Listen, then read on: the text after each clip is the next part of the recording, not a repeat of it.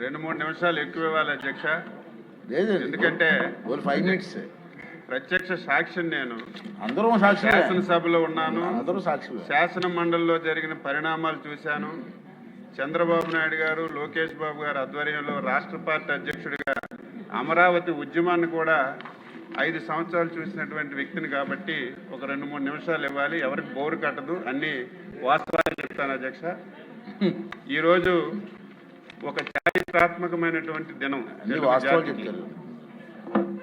ఈ దినం ఒక ప్రత్యేకమైనటువంటి శాసనసభ పెట్టి ఆంధ్రప్రదేశ్కి రాజధాని గురించి ఒక నిర్ణయం తీసుకునే సభలో నన్ను మాట్లాడే అవకాశం కల్పించినటువంటి మీకు ముందు హృదయపూర్వకంగా ధన్యవాదాలు తెలియజేస్తున్నాను అధ్యక్ష. తెలుగు జాతి పుట్టినప్పటి నుంచి కూడా ఒక గౌరవప్రదమైనటువంటి జాతి అధ్యక్ష. ఎవరికి ఇబ్బంది పెట్టనటువంటి జాతి.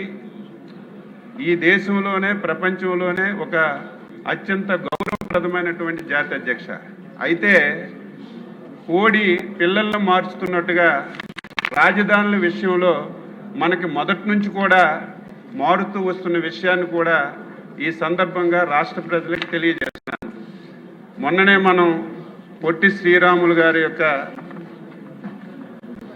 శృతివనాన్ని నిర్మించుకొని ఆయన చేసినటువంటి త్యాగాలన్నీ కూడా గుర్తుపెట్టుకున్నాం.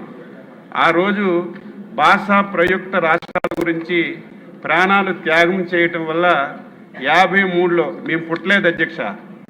71లో నేను పుట్టాను. 53లో ఏం జరిగింది కూడా తెలియదు. ఈ సందర్భంలో కొన్ని విషయాలు తెలుసుకొని మాట్లాడుతున్నాను అధ్యక్ష. 53లో తెలుగు జాతికి రాజధాని ఉండాలని కర్నూలులో తీసుకొచ్చారు. ఆ లోపలికి నేను పోను. తరువాత మళ్ళీ 56లో తెలంగాణతో కలిపి హైదరాబాద్ని రాజకీయాలు తీసుకొచ్చారు అధ్యక్ష. మళ్ళీ 2014 ఎలక్షన్ల ముందు మనకి ఇష్టం ఉన్నా ఇష్టం లేకపోయినా బలవంతంగా రాష్ట్రాన్ని విడదీసి ఏ విధంగా నష్టం చేశారో మనందరికి కూడా తెలుసు అధ్యక్ష. మనకి ఎన్ని ఇబ్బందులు వచ్చినా ఒకటైతే మంచి జరిగింది అధ్యక్ష. చంద్రబాబు నాయుడు లాంటి వ్యక్తి మన రాష్ట్రంలో పుట్టడం తెలుగు జాతి 5 కోట్ల మంది అదృష్టవంతులని చెప్పి నేను సగర్వంగా చెప్పదలిచాను అధ్యక్ష. మనకి ఎన్నికల ముందు విభజన చేసిన తర్వాత ఆ రోజు రాజకీయ పరిస్థితులు మనందరికీ తెలిసినప్పటికీ కూడా తెలుగు జాతి 5 కోట్ల మంది ప్రజలు విచక్షణతో ఆలోచన చేసి చాలా నష్టపోయాం విభజనలో. ఈ నష్టాన్ని మళ్ళీ పూరించాలంటే, మళ్ళీ తెలుగు జాతి గౌరవంగా దేశంలో ప్రపంచంలో తలెత్తుకొని తిరగాలంటే చంద్రబాబు నాయుడు గారి వల్లే సాధ్యపడుతుందని చెప్పి ఆ ఎన్నికల్లో మనకి అధికారం ఇచ్చిన విషయాన్ని ఈ సందర్భంగా గుర్తు చేస్తున్నాను. దీనికి తోడు ఆ రోజు పవన్ కళ్యాణ్ గారి అధ్యక్ష నూతనంగా ఒక పార్టీ పెట్టారు. ఎన్నికల్లో పోటీ చేయకపోయినా చంద్రబాబు నాయుడు లాంటి వ్యక్తి రాష్ట్రానికి ఉంటే రాష్ట్రం బాగుపడుతుందని మనకి సపోర్ట్ కూడా చేశారు. ఆయన కూడా ఈ సందర్భంగా అభినందిస్తున్నాను అధ్యక్ష. అయితే మనం అధికారంలోకి వచ్చాం అధ్యక్ష. కొద్ది రోజులు హైదరాబాద్లో అసెంబ్లీ నడుపుకున్నాం. ఆ రోజు కూడా నేను శాసనసభలో ఉన్నాను, మంత్రిగా ఉన్నాను. ఆ రోజు అనేక పరిణామాలు జరిగాయి, చాలా మంది మాట్లాడారు. దాని జోలికి నేను పోవటం లేదు. ఆ రోజు ముఖ్యమంత్రి గారు అధ్యక్ష ప్రత్యేకంగా ఒక రోజు రాష్ట్ర రాజధాని, ఈ రాష్ట్రంలో ఉన్నటువంటి అన్ని ప్రాంతాల అభివృద్ధి జరగాలి, ఈ రాష్ట్రానికి ఒక క్లారిటీ క్లియర్గా ఇవ్వాలని 15 గంటల సేపు అధ్యక్ష ఒక్క విషయం మీదే శాసనసభ పెట్టి చర్చించిన విషయాన్ని నేను ఈ సందర్భంగా గుర్తు చేస్తున్నాను. ఆ రోజు క్లియర్గా ఆ రోజు టీవీలో మా అందరికీ చూపించారు అధ్యక్ష. ఈరోజు రాజధాని అనేది ఈ రాష్ట్రానికి ఒక వనరుగా ఉండాలి. రాజధానిలో ఆదాయ మార్గాలు రావాలి. వచ్చినటువంటి ఆదాయం రాష్ట్రంలో అన్ని జిల్లాలకి అభివృద్ధి చెందాలని ఒక ధ్యేయంతో ఆ రోజు ఒక నిర్ణయం తీసుకొని ఆయన చివరి వరకు చెప్పలేదు అధ్యక్ష. శ్రీకాకుళం నుంచి మొదలుపెట్టి చిత్తూరు వరకు రేపు ఈ రాష్ట్రంలో ఏ జిల్లాలో ఏ కార్యక్రమాలు చేస్తున్నాం, ఏ పరిశ్రమలు తీసుకొస్తున్నాం, ఏ ఇరిగేషన్ ప్రాజెక్టులు మా హయాంలో పూర్తి చేస్తామని జిల్లాకి ఒక ప్రణాళిక ఇచ్చారు అధ్యక్ష. ఈ రోజు నేను గర్వపడుతున్నాను. ఆ రోజు చూస్తే నమ్మశక్యం కాలేదు. కొత్తగా రాష్ట్రం 16,000 కోట్ల అప్పులు, ఇన్ని చేస్తామని చెప్తున్నారు, ఇది జరుగుతుందా? జరగదని నాలాంటి వాడినే ఆలోచించాను అధ్యక్ష. కానీ ఆ రోజు హైదరాబాదు శాసనసభలో తీసుకున్నటువంటి ప్రతి నిర్ణయం కావాలంటే మీరు టీవీ చూపించండి. ఆ రోజు చంద్రబాబు నాయుడు గారు స్పీచ్ ఒకసారి వినిపించండి. ఆ రోజు ఏదైతే చెప్పారో ఈ రోజు అదే విధానంగా అన్ని జిల్లాలు కూడా అభివృద్ధి జరుగుతున్నాయి. నేను గర్వంగా తెలుగుదేశం పార్టీ సభ్యుడిగా ఈ శాసనసభలో చెప్పాను అధ్యక్ష. అయితే రాజధాని అన్ని ప్రాంతాలకి మధ్యలో ఉండాలని నిర్ణయం తీసుకున్నారు అధ్యక్ష. నిర్ణయం తీసుకొని తర్వాత అందరూ మాట్లాడారు, భూములు ఏ విధంగా తీసుకొచ్చారు, ఆ రోజు చట్టం ఏ విధంగా చేశారు, ఆ విధంగా చట్టం చేసి రాజధాని ఏ విధంగా అభివృద్ధి చేసి ముందుకు తీసుకెళ్లారు. మనం ఈ రోజు ఉన్నటువంటి సభ, శాసన మండలి, సచివాలయం ఏ విధంగా నిర్ణయించారు. ఎవరు ఆ సాహసం చేయరు అధ్యక్ష. 10 సంవత్సరాలు హైదరాబాద్ లో ఉండడానికి అవకాశం ఉంది. ఇది ప్రతి ఒక్కరూ గుర్తుపెట్టుకోవాలి. హైదరాబాద్ వదిలి రావడానికి మాలాంటి వాళ్ళకు కూడా ఇష్టం లేదు. కానీ చంద్రబాబు నాయుడు గారు మన రాష్ట్రం నుంచే మనం పరిపాలన చేసుకుందాం, ఈ రోజు కాకపోయినా రేపైనా హైదరాబాద్ అని వదలాలని ఆ రోజు వచ్చారు అధ్యక్ష. విజయవాడ ఇరిగేషన్ గెస్ట్ హౌస్ ని రాజధానిగా సచివాలయంగా మార్చుకొని రాత్రి బస్సులో ఉండి పనిచేసి ఇక్కడ ఇది నిర్మాణం చేసుకుని ముందుకెళ్లిన విషయాన్ని ఈ సందర్భంగా గుర్తు చేస్తున్నాను అధ్యక్ష. శరవేగంతో పనులు అవుతున్నాయి. కలలు కన్నటువంటి రాజధాని మన కళ్ళ ముందే మనం చూస్తామని చాలా సంతోషపడ్డాం. 2019లో ఎన్నికలు వచ్చాయి అధ్యక్ష. నేను ఆంధ్రప్రదేశ్ రాష్ట్ర ప్రజలు తప్పు చేశారని శాసనసభలో చెప్తున్నాను. ఇది నా వ్యక్తిగతం, పార్టీకి సంబంధం లేదు, ముఖ్యమంత్రి గారికి సంబంధం లేదు. నేను ఆంధ్రప్రదేశ్ పౌరుడిగా చెప్తున్నాను. 2019వ సంవత్సరంలో ఆంధ్రప్రదేశ్ ప్రజలు తప్పు చేశారు అధ్యక్ష. ఎందుకు ఈ మాట అంటున్నానంటే 2019వ సంవత్సరంలో మళ్ళీ తెలుగుదేశం పార్టీ అధికారంలోకి వస్తే మనకి బాధలుంటాయా? ఈరోజు మళ్ళీ తీర్మానం చేసుకునే అవసరం వస్తుందా? రాజధాని గురించి మళ్ళీ ఇన్ని ఇబ్బందులు పడే అవసరం వస్తుందని నేను అనుకుంటున్నాను అధ్యక్ష. అయితే ప్రజాస్వామ్య వ్యవస్థలో గెలుపు ఓటములు సహజం, ఓడిపోవచ్చు ప్రజల్ని ఓటు వేయకపోతే. అయితే నేను ఎందుకు బాధపడుతున్నాను అధ్యక్ష? నేను 6 సార్లు ఎమ్మెల్యే, ఎంతో మంది ముఖ్యమంత్రులు చూశాను. గతంలో చంద్రబాబు నాయుడు గారు కూడా ముఖ్యమంత్రిగా చూశాను. కానీ 2014-19 ఆంధ్రప్రదేశ్ రాష్ట్రానికి ఒక స్వర్ణయుగం అధ్యక్ష. మీరు కూడా ఉన్నారు, లోకేష్ బాబు గారు పంచాయతీరాజ్ మినిస్టర్గా కూడా ఉన్నారు. ఈ 5 సంవత్సరాలు ఈ రాష్ట్రంలో జరిగినటువంటి అభివృద్ధి కానీ, ఈ రాష్ట్రంలో మనం అందించినటువంటి సంక్షేమం కానీ ఆంధ్రప్రదేశ్ చరిత్రలో ఎప్పుడూ చేయలేదు అధ్యక్ష. ఎంత చేసినా సరే ఎందుకు ఓడించారని బాధపడ్డాం, భయపడ్డాం. పోనీయాలు కానీ ఎవరో కొత్తగా ఆకాశం నుంచి వచ్చి ఒక రాజకీయ పార్టీ పెట్టి నేను అది చేస్తాను ఇది చేస్తానని నమ్మిస్తే ప్రజలు ఓట్లేశారంటే నేను హర్షిస్తాను అధ్యక్ష. ప్రజాస్వామ్యంలో అది సహజం. కానీ తండ్రి అధికారాన్ని అడ్డం పెట్టుకొని 1,00,000 కోట్లు దోచుకొని 16 సంవత్సరాలు జైల్లో ఉన్నటువంటి ఒక దొంగకు ఓటేశారే, అది నాకు బాధ, ఆవేదన కలుగుతుంది అధ్యక్ష. కానీ ప్రజాస్వామ్యంలో ఓటేశారు, అధికారాన్ని ఇచ్చారు, ముఖ్యమంత్రిగా బాధ్యతలు స్వీకరించారు. ఏం చేయాలి? ఈరోజు ప్రభుత్వం అంటే ఒకళ్ళ ఆస్త, ఒకళ్ళ సొంతమా? కంటిన్యూషన్ ప్రాజెక్ట్ అధ్యక్ష. ఈరోజు జగన్మోహన్ రెడ్డి ఏదైనా చేస్తే అది మంచి ఉందంటే మనం కొనసాగించాం, ప్రజలకు ఉపయోగపడుతుందంటే దాన్ని మనం పూర్తి చేసి ప్రజలకు అంకితం చేశాం. కానీ దుర్మార్గుడు ఈ మాట అనకూడదు, కానీ అనక తప్పడం లేదు అధ్యక్ష. కష్టాల్లో బాధల్లో రైతులు 34,000 ఎకరాలు ఇచ్చి మా బతుకులు బాగుంటాయి, ఆంధ్ర రాష్ట్రానికి ఒక రాజధాని ఇస్తాం. దేశంలో అనేక నగరానికి రాజధానులు ఉన్నాయి అధ్యక్ష. హైదరాబాద్ ఉంది తెలంగాణకి, బెంగళూరు ఉంది కర్ణాటకకి, చెన్నైకి మద్రాసు ఉంది, ముంబై ఉంది. పెద్ద పెద్ద రాజధానులు ఉన్నాయి అధ్యక్ష.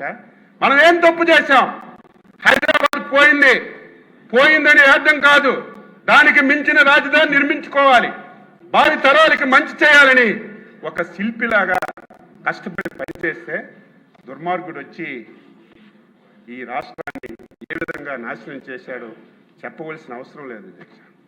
నాకు బాగా గుర్తు అధ్యక్ష, డిసెంబర్ 17 అందరూ వాళ్ళే, మేము 22 మందిని గెలిచాం. అందులో ఒకరు రాకపోతే 16-17 మంది రోజు వచ్చేవారు.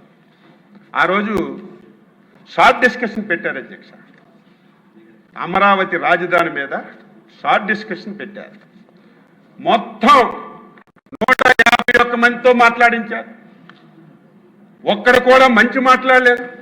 చంద్రబాబు నాయుడు గారిని, తెలుగుదేశం పార్టీని, మా శాసనసభ్యుల్ని తిట్టడం తప్ప, ఏదో అవినీతి చేశారు, దోచుకున్నారు అని మాట్లాడారు తప్ప ఈ విధంగా దీన్ని ముందుకు తీసుకెళ్దామని ఒక్క మాట కూడా మాట్లాడలేదు.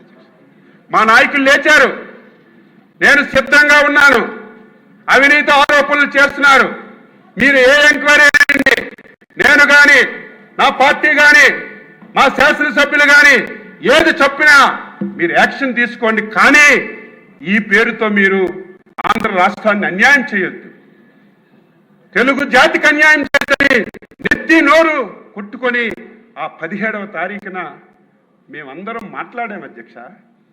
మమ్మల్ని బలవంతంగా చంద్రబాబు నాయుడు గారితో సహా డిసెంబర్ 17న మమ్మల్ని సస్పెండ్ చేసి బయటికి పంపించారు అధ్యక్ష. ఆ రోజు బయట టీవీలో చూసాం, ఆ రోజు ముఖ్యమంత్రి గారి ప్రసంగం మొత్తం ఆయన కూడా ఉదయం నుంచి జరిగింది ఏదైతే ఉందో అదే మాట్లాడాడు. ఏదో మాట్లాడుతున్నాడు కదా అనుకుంటే చివరికి ఒక మాట అన్నాడు అధ్యక్ష, ఈ రాష్ట్రానికి రేపు భవిష్యత్తులో 3 రాజధానులు ఉంటే తప్పేంటని. ఏదో సౌత్ ఆఫ్రికా, నాకు ఆ దేశం గుర్తులేదు కానీ ఒక దేశం పేరు చెప్పి అక్కడ 3 రాజధానులు ఉన్నాయి కదా, ఇక్కడ పెడితే తప్పేంటి అనుకున్నాను. ఆ రోజు ప్రసంగించారు, నేను టీవీలో చూశాను. ఇదేదో అనుభవం లేనివాడు, ఇదేదో ఎమోషన్తో మాట్లాడాడు అని చెప్పి నేను అనుకున్నాను. ఆ మాట నేను అనడానికి నాకు ఇష్టం లేదు అధ్యక్ష.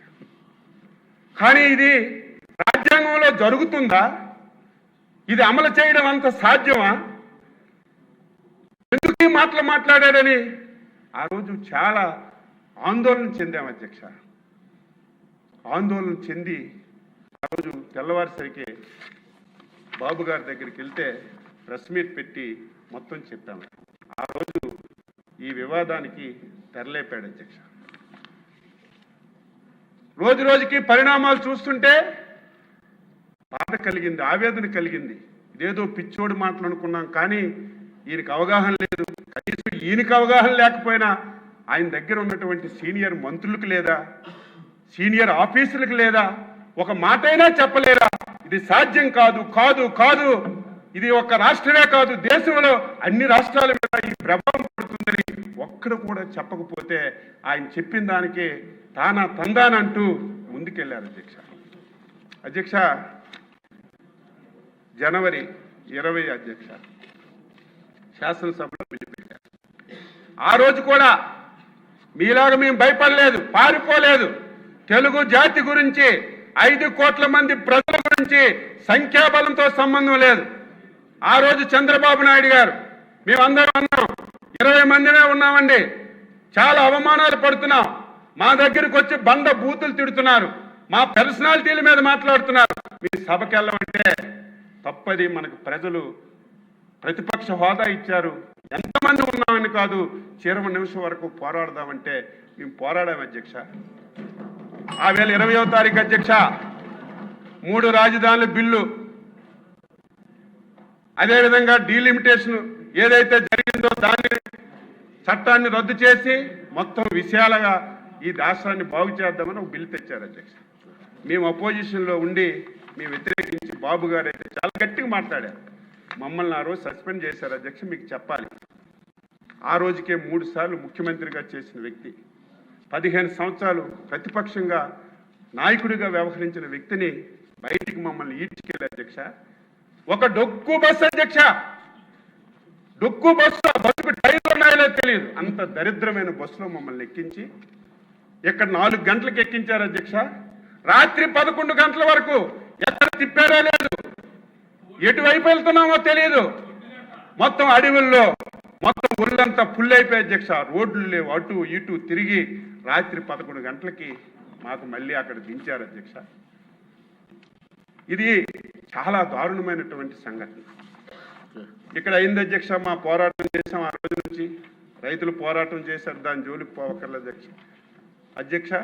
ఆ రోజు చట్టం అమలు కావాలంటే శాసన మండలి కీలకం అధ్యక్ష. నాకు తెలిసి సంఖ్యాదళంలోకి నేను వెళ్ళగానే 58 మంది ఎమ్మెల్సీలు ఉంటే వాళ్ళు 8 మందే ఉన్నారు అధ్యక్ష. మిగతా వాళ్ళందరూ తెలుగుదేశం, మిగతా పార్టీలు ఉన్నాయి. 21 ప్రజాస్వామ్యానికి ఒక చీకటి రోజు అధ్యక్ష. అది నాకు తెలిసి ఎప్పుడు ఈ రాష్ట్రంలో ఇటువంటి పరిణామాలు జరగలేదు. శాసన మండలిలో ఇక్కడ ఉన్నటువంటి బిల్లు అధ్యక్ష పాస్ చేయడానికి అధికారం లేదు. 8 మంది సభ్యులతో బిల్లు పాస్ అవుతుంది అధ్యక్ష, అందరికీ తెలుసు. కానీ ఎలాగైనా బిల్లు పాస్ చేసి ఈ రాష్ట్రాన్ని విడదీయాలని, మొత్తం తెలుగు జాతిని విచ్ఛిన్నం చేయాలని ప్రయత్నం అధ్యక్ష. ఆ రోజు పెద్దలు షరీఫ్ గారు చైర్మన్గా ఉన్నారు. రంజాన్ మాసం అధ్యక్ష.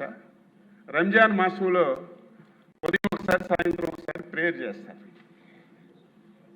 5 సార్లు. మేము ఆ రోజు చూస్తే ఆయన 10-15 సార్లు ప్రేయర్ చేశారు. అంత టెన్షన్ పెట్టారు. ఈరోజు శాసన మండలి ఉంది, మీరు మాకు టీంలు వేశారు. ఒక బ్యాచ్ ఇక్కడ ఉంటే ఒక బ్యాచ్ అక్కడని. ఆ రోజు అధ్యక్ష శాసన మండలిలో మొత్తం మంత్రులందరూ అక్కడికి వచ్చేశారు. శాసనసభ్యులందరూ గ్యాలరీలో మొత్తం వచ్చేశారు. మొత్తం శాసన మండలిలో లైట్లన్నీ ఆపేశారు. మేమందరం బాబు గారు ఛాంబర్లో కూర్చున్నాం. పోనీ శాసన మండలిలో లైట్లు ఆపేశారు, తర్వాత మా ఛాంబర్లో లైట్లు ఆపేశారు, టీవీ ప్రచారాలు ఆపేశారు. అసలు ఏం జరుగుతుందో మాకు సమాచారం లేదు. సార్ అన్నారు ఒకసారి వెళ్ళి మనము గ్యాలరీకి వెళ్దామంటే గ్యాలరీకి వెళ్ళాము అధ్యక్ష. నరక యాతన అధ్యక్ష. ఆయన ఓపిక నేను జోహార్ అధ్యక్ష. మనస్ఫూర్తిగా ఆయన అంత ఓపిక ఎవరికి రాదు. ఆయన వేళ ఈ చెవిట్లో ఆ చెవిట్లో అనరాని మాటలు, ఆ మాటలు వింటే నా లాంటి వాడిని అయితే కాల్చేయాలి. ఎందుకు ఈ బతుకు ఇంత దారుణమా? ఈ తిట్లు కాయడానికే మనం రాజకీయాల్లో ఉన్నాం. అంత దారుణంగా మాట్లాడారు. అయినా సరే ఎక్కడ కూడా వెనకలేదు. ఇది మన డ్యూటీ, మన బాధ్యత ఇది అని ఎక్కడ కూడా వెనక్కుండా ఆయన రోజు ఉన్నారు అధ్యక్ష. కానీ అల్లా దయ వల్ల ఆ రోజు ఉన్నటువంటి చైర్మన్ మీద బయట వాళ్ళకి ఏం పని అధ్యక్ష. ఒకసారి చైర్మన్ ఛాంబర్లో ఏం జరుగుతుందో చూసి రమ్మంటే నేను వెళ్ళాను అధ్యక్ష. వెళ్ళేసరికి విజయసాయిరెడ్డి, టీటీడీ చైర్మన్గా ఉన్నటువంటి వైవి సుబ్బారెడ్డి, సకల శాఖల మంత్రిగా వ్యవహరిస్తున్నటువంటి సజ్జల రామకృష్ణారెడ్డి మొత్తం ఆయనకు చుట్టుముట్టి ఎంత ప్రెజర్ అంటే భగవంతుడు ఆయన వైపు ఉన్నాడు కాబట్టి బతికాడు. నాలాంటి వాడు ఇంకోడైతే టెన్షన్కే బాధపడిపోతే చచ్చి అంత టెన్షన్ పెట్టారు అధ్యక్ష.